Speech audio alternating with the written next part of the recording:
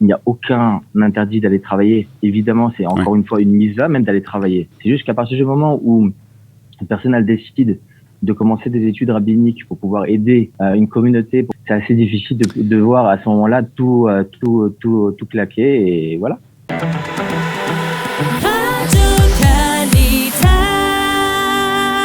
La semaine dernière, Avigdor Lieberman a annoncé qu'à partir de la prochaine rentrée scolaire, les étudiants en yeshiva qui ne travaillent pas ne seront plus éligibles aux allocations octroyées pour faire garder des enfants en bas âge. Jusqu'à l'âge de 3 ans, cette décision a entraîné une vive indignation et la colère dans la communauté ultra-orthodoxe. Pour en parler, nous sommes ce matin avec le Rav Atab, Rav à Ochoma, qui est aussi Avrer, c'est-à-dire qui étudie à l'Yeshiva toute la journée. Rav Atab, bonjour. Alors, je voudrais que, pour commencer, que vous nous expliquiez, pour vous, quelles vont être plus exactement les conséquences de cette décision de Avigdor Lieberman d'une façon financière. Ça veut dire que à partir du 1er septembre prochain, vous allez devoir payer quoi, à peu près 5 000, 6 000 shekels en plus. C'est quoi? Plein pot. Ça veut dire que jusqu'à maintenant, on avait la possibilité de payer pour un bébé, c'est ce qu'on appelle un bébé jusqu'à à peu près 1 an et demi, si je ne me trompe pas. On payait à peu près 900 shekels. Au jour d'aujourd'hui, on devra payer par enfant 2600 shekels. 2600 shekels. Ça fait donc 5200 shekels pour vous. C'est bien entendu une dépense très importante, je suppose, dans votre budget. Comment vous allez vous débrouiller?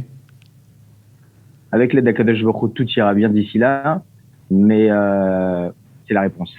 C'est la réponse parce que on n'a rien d'autre. C'est-à-dire fermer nos gmarottes, c'est pas notre devoir, c'est pas notre but du moins. Encore une fois, c'est très important de préciser, il n'y a aucun interdit d'aller travailler. Évidemment, c'est encore une fois une mise-là même d'aller travailler. C'est très important de le préciser. C'est juste qu'à partir du moment où une personne elle décide de commencer des études rabbiniques pour pouvoir aider son prochain, pour pouvoir aider une communauté, pour pouvoir aider tout simplement au niveau halachique toute personne qui demande d'être aidée pour chacun des sujets comme tout le monde connaît, au niveau rouhani, au niveau spirituel. C'est assez difficile de voir à ce moment-là tout claquer et voilà. Vous avez fait votre alia il y a combien de temps, Rav Atab? 14 ans. Lorsque vous avez fait votre alia, cette aide justement pour les crèches, pour la garde des enfants, c'était quelque chose que vous avez pris en compte pour venir en Israël? Elles ont toujours existé. Maintenant, moi, j'étais pas marié à l'époque, donc je peux pas savoir. Mais elles ont toujours existé. En France, par exemple, en France, aide ou pas aide, une personne. Ça veut dire quoi en France, elles ont existé? En France, je me souviens plus si ça existait ou pas, mais en tout cas, une personne qui étudie est automatiquement une personne qui est sans emploi fixe, sans clocher masquerade, donc sans revenu. Comment on appelle ça? Sans revenu. Sans revenu. Mm-hmm. Donc tout simplement, on l'aide. Donc il n'y a pas de différence à avoir entre telle et telle personne.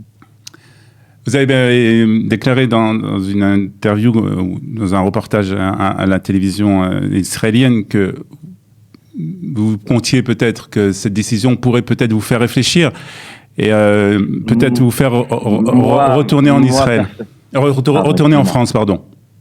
Moi, personnellement, ça va être un pas assez difficile à faire parce que voilà, on a une communauté, ça fait 14 ans que je suis en Israël. Avoir fait le pas, comme tout Français, avoir fait le pas de monter en Israël, c'est un pas de géant parce que bon, c'est vrai que c'est très très bien et c'est très beau Eretz Israël et tout le monde en rêve. C'est un rêve de chaque juif de diaspora.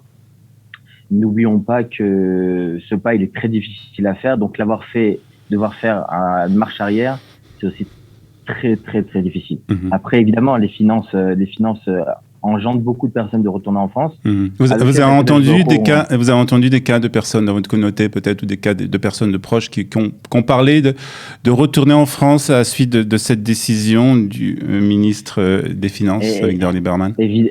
Évidemment. Et encore une fois, je le répète, aucun d'entre nous ne pense vraiment à repartir parce que on est sûr et certain que Kadesh Baruch va faire Vena Afochou, va changer les donnes. Et tout ira bien. Mais c'est vrai que ce pas-là, il est très difficile à faire. Faire le marche arrière, c'est pas quelque chose de décider aussi facilement, quoi.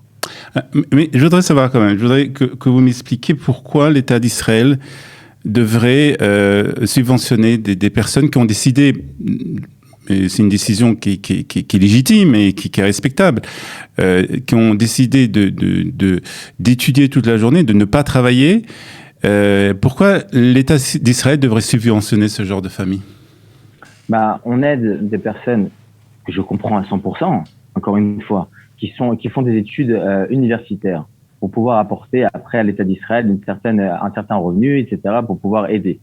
Nos femmes, les femmes d'Ebrechim, travaillent 2 fois plus, ok?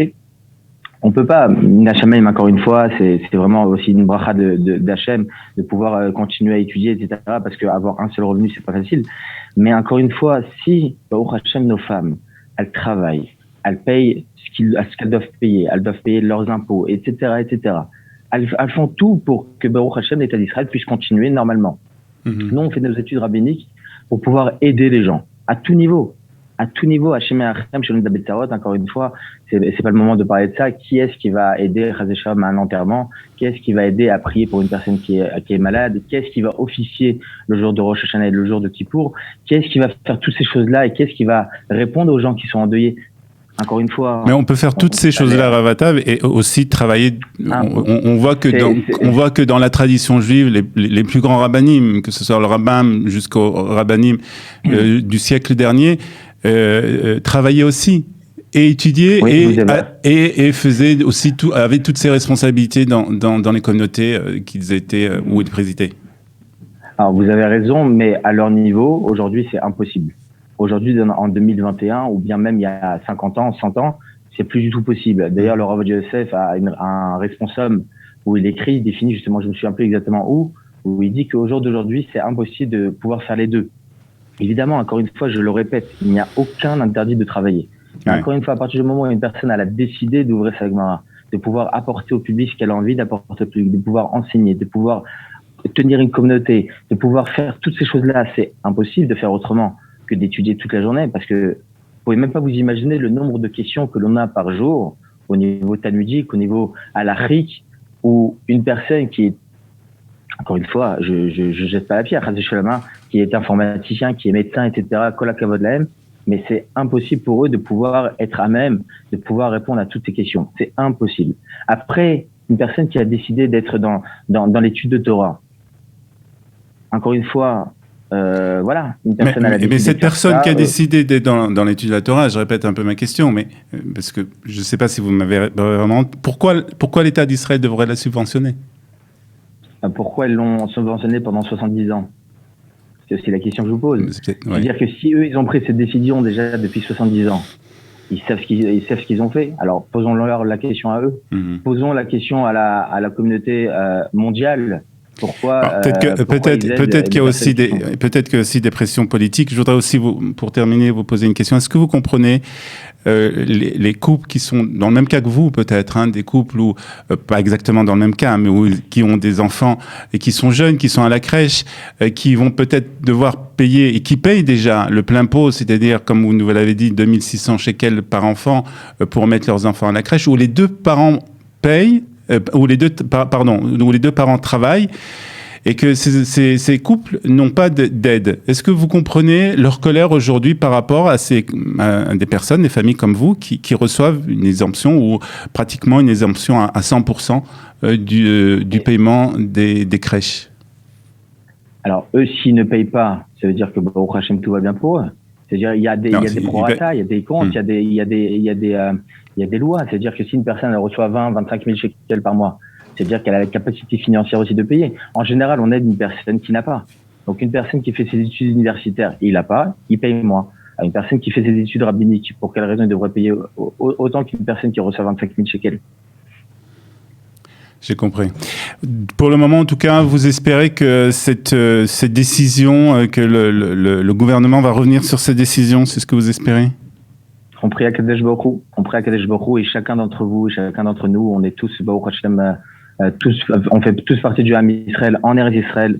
On est venu en Eretz Israël pour vivre notre judaïsme à 100%. On a quitté la diaspora. On est tous sionistes, ok? On est tous très, très sionistes. On est en Eretz Israël, on veut garder notre judaïsme, on veut continuer à étudier.